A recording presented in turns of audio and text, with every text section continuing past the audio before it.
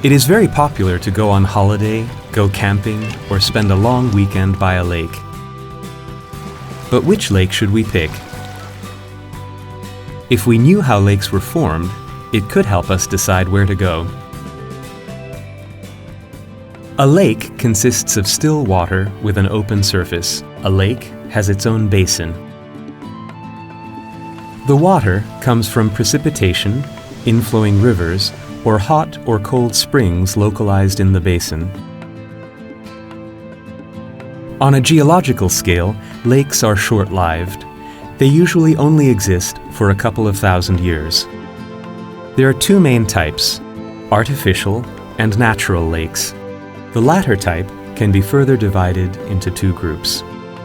The first group includes those that were formed by the internal forces of the Earth. A good example is a rift lake. Its basin is formed as a result of the movement of tectonic plates and then filled up with water. Lake Balaton, the largest lake in Central Europe, is a shallow rift lake. In contrast to rift lakes, the formation of crater lakes involves tension between tectonic plates.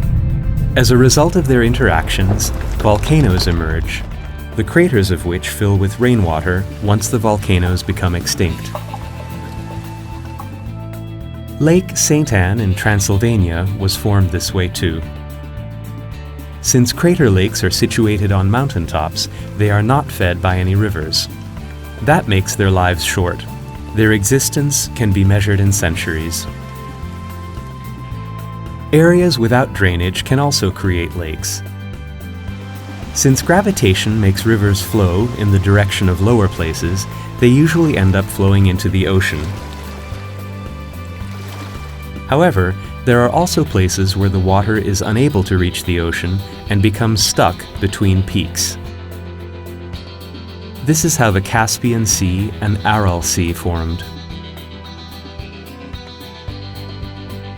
The basins of lakes in the second group are created by external forces.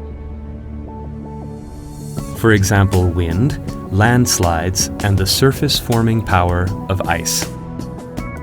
The residents of Bled, Slovenia, can thank the ice for their country's most popular resort, as it has created a lake in a glacier valley. During the Ice Age, the glacier pushed the rock detritus, called moraine, downwards in front of it, as it constantly retreated downhill. At the end of the glacier, all this detritus formed a moraine barrier. After that, the ice melted, and the remaining melted ice created a glacial lake. Lakes with origins like Lake Bled are called tarns. Lakes can also form in karst areas.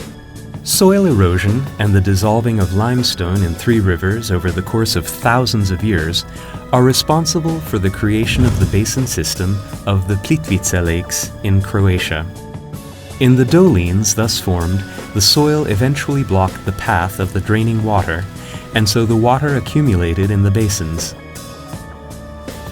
Two of the rivers still feed this lake system. Here and there, the water of these two swells up to form lakes in this land dotted with waterfalls and riffles. Another method of formation can be observed via the example of Red Lake in Transylvania. The flow of the river was blocked by landslides, so the water swelled up to form a lake.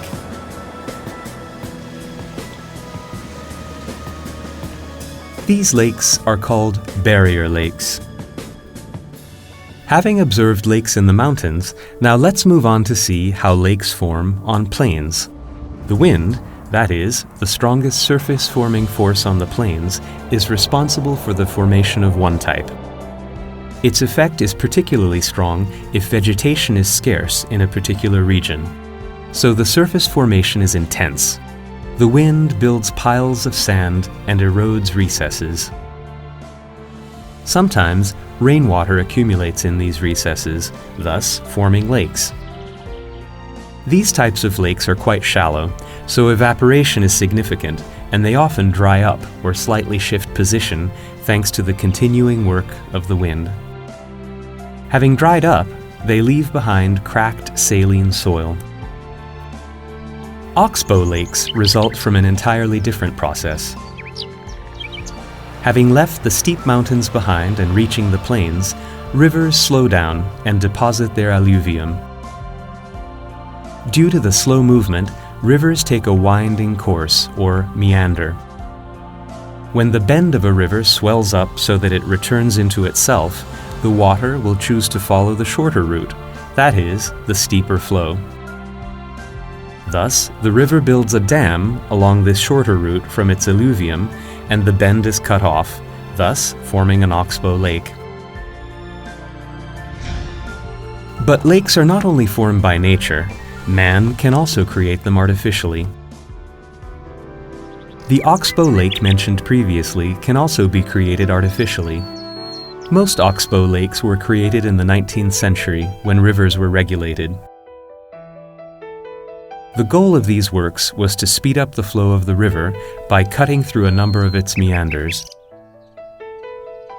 When quarrying ceases, pits filled with rainwater form what are called quarry lakes. Fish ponds are created to increase the fish population. A lake created by a dam provides energy. High water is let through with controlled speed to drive the turbines, which then produce electricity. When we plan our holiday by the lake, we have a number of options, although keep in mind that not all lakes are suitable for swimming. Quarry lakes are to be skipped, as swimming there is very dangerous and strictly forbidden.